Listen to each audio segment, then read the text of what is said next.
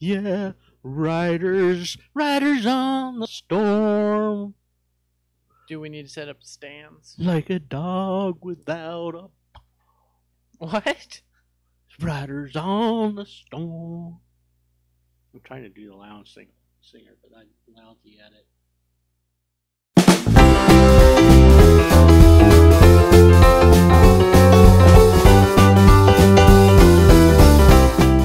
Can't have you laughing. Okay, let's take a big breath, Cody. Work it out. Work it out. Okay. Welcome, everybody. Cheers. Cheers. Cheers. Well, what do we got here? All right, so welcome to our second episode. Actually, this is our first episode, our first official episode where we're going to sample a bourbon, whiskey, scotch, or whatever. But before we get to that, we wanted to talk about our rating system. As most places have a very subjective rating system. They don't really quantify what the rating. They say, based off of how they personally feel about their taste, their flavors, their, individualistic likings towards that bourbon. So we tried to come up with a rating system. We put it on the blog. It's up for editing, so if you have some ideas, you can think about it. But we're doing a 5-barrel rating system off of 4 different categories. Cost is the only thing that's really quantified, right? Yeah. The other ones we're kind of just playing with to see where we fit into. So for the cost, we're looking at a 1-barrel at $40 bottle or better. $30 to $40 is going to be a 2-barrel. 20 to 30 is a 3-barrel. 10 to 20 is a 4, and under $10 is a 5-barrel. And the reason we decided to do that is because we are looking for bourbons and stuff that the average person can buy. Cheaper price range. So even though something under $10 might get a 5-barrel rating, that's only on cost. I'm not so sure they're going to get that high of a rating on the flavor, aroma, and by the other ratings. Yeah. So the flavor rating is, like Andy said, all of these are subjective. Flavor, 1 barrel, and you can look at this on the blog. Very alcoholic flavor, very alcoholic taste. Kind of, I don't know, like you're tasting alcohol. Something you put in your mouth and go, oh, that's got some alcohol in it. And not really necessarily something that's good that has alcohol in it. It's like, that's the pronounced flavor. Right. The alcohol. A 2-barrel is a bitter flavor, but palpable. You can take it. A 3-barrel is moderate. It's got some flavor, but it's still a little bit of a bite to it. A 4-barrel is pleasant to the taste, and a 5-barrel is a rich flavor. You can taste the ingredients, whether it's the maple or the caramel. Yeah. Our third category is aroma. That's the old taste or smell test. The aroma, 1-barrel sharp alcohol. It's like you're smelling rubbing alcohol. Mm-hmm. 2, very pungent aroma. 3 is a mild, 4 is a light, and the 5-barrel is a very pleasant aroma. And then the last one, bite. 1-barrel is very strong bite. That's kind of that rock gut feeling that you get. A sharp bite is 2, a medium bite is 3, a mild bite is 4, and a smooth taste is 5. So that's our rating. Of course, very subjective. What you rate versus what I rate are going to be different.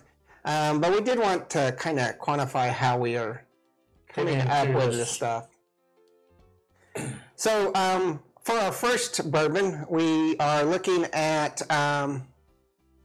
something from Kentucky, right? Yeah. Louisville, in fact. And I've been to Louisville many, many, many times, done the bourbon trail, and I've actually never really sat down and had a good experience, not experience, but a tasting and stuff of this. I've had it before, but I don't really remember it. Do it in flights and stuff when I'm on the bourbon trail. So why don't you introduce your choice for this week? It's the Bulliet bourbon, and I've had this before. not a lot, but it seems like it's not too shabby. I'm a little bit, this is running in the 20 to 30 price point. I got this at a local place, and I think I paid 30 for it. But then I went on Total Wine website, and they had It's it for 20. 20. So Yeah, I did some research too and found it between 20 and 30. So I might start shopping at Total Wine. That's where I shop. It's a little further away, but It's a high rye content too. yeah, it's like, what is it, 15%? It's 28% rye. 28. It's, let's see, it's 60% corn and 4% barley. It's a 90 proof, 45% alcohol. So 90 proof, that's going to be one of our strongest. We got a couple 100 proof coming down that we're looking at, but the 90 proof is one of our strongest. Yeah.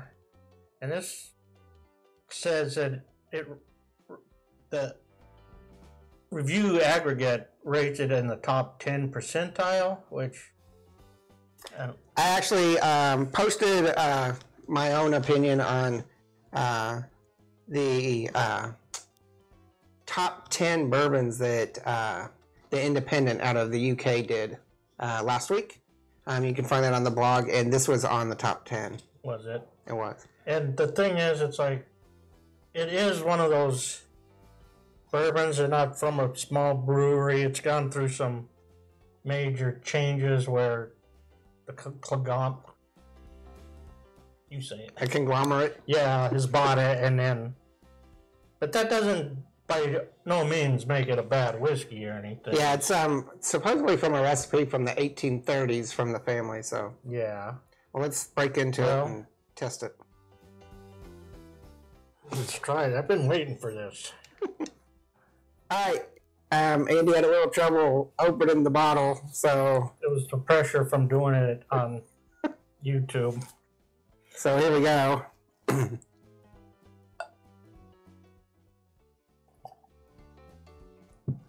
And it's got a really nice amber color to it. Very nice amber color. All right, so our first thing is to look at the aroma.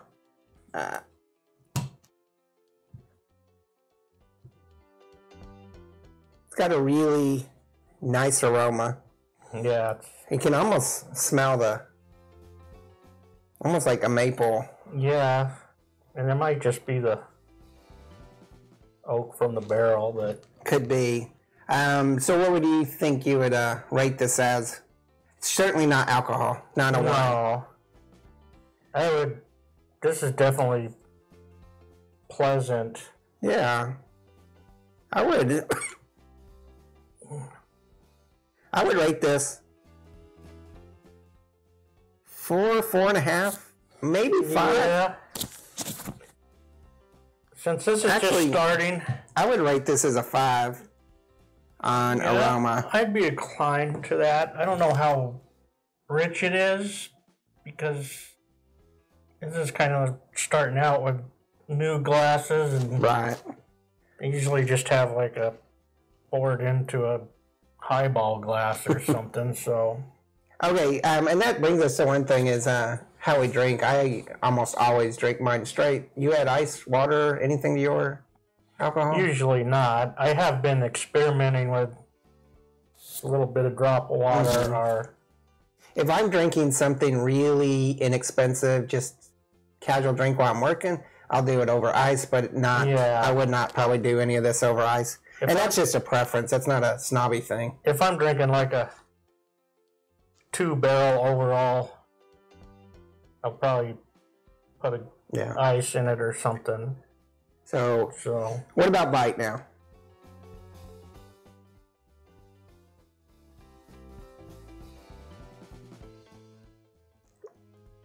It's now this is a hard one. It doesn't have that after bite, so it's not. It's almost smooth. yeah, Wow, this might be why the Independent rated it as its top 10. It's pretty good. And flavor. Okay, so now here's probably where we're going to differ. I'm thinking I'm going to go with our Pleasant. Oh, okay. So I agree. I wouldn't put this at a 5-barrel rich. It's not, by no means. This is a really good whiskey, bourbon, but it smells really good. Has a nice bite to it, or lack of bite. Yeah, But it's not as rich as I actually was expecting. yeah, and I tendency to drink more single malts and stuff, so Yeah. I'm trying to like. I do like good whiskey, but I usually Okay. toward the single malt. So we're looking at a 3-barrel for cost because it is in the $20 to $30 range. A 4-barrel for flavor because we put it at pleasant. And then we both agreed that the 5-barrel on aroma and bite, right? A smooth and a pleasant aroma. So that gives us 17. So a 17, which is going to give us about a 4.5 barrel. Yeah, that's what 4.25. That's what I was thinking of. So we'll round it up. We're going to give 4.5. Bulliet 4.5 barrel out of 5. That's that's pretty good. So I would definitely urge people to try this. In fact, this is not on my bar of the many bottles that I have. This is just a sampling. I have a bourbon bar, and so this is probably something I'm going to pick up and have on my bar. And I did go to a whiskey thing that was put on by the distributor Sommelier in Phoenix at the Rulabola restaurant in Tempe, and we did 5 different whiskeys, but we did food with each one, so it was like a 5-course meal with each course was a different whiskey, and this was one of the ones that they. So what did they suggest you eat this? I mean, how do you I think pair that was this? like about 2 years ago, but it was like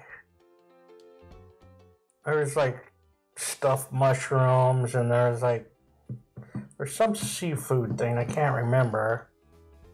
They had a little portion of beef. Yeah.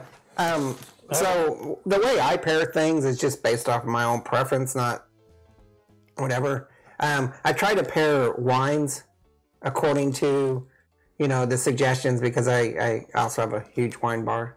But I would have this with a big steak and baked potato. Yeah.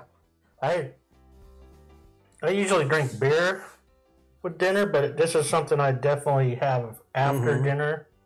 And I also don't mind a cigar now and then. And this would be a nice sit on the patio, smoke a cigar. I like this. So good choice. So of course, leave us your comments. Let us know what you think if you've tried it. Always send us comments about bottles that we need to sample on future episodes. Yeah, if you have any suggestions in either direction, if you think you got a 1 barrel that we need to try because it's that bad, we'll do it for you, the people. Yeah, we've tried dollar tequila from Mexico, so we'll try anything. And you'll notice some changes. This is my dining room that we're sitting at. We're working on a studio. We're trying to get some things going. We're working on different lighting and mics and everything. So you'll notice some changes coming up. Anything else? I think we should just try this one more time. Just one more time? I'm right. Keep trying. Definitely good. All right. So make sure you hit the like and subscribe. And we will... Tell your friends. Oh, we have a blog and a Twitter. Bourbonandbooze.com. You can check them all out. And our Twitter is Bourbon and Booze. So we will see you next time. No, we're out of here. Oh, we're gone.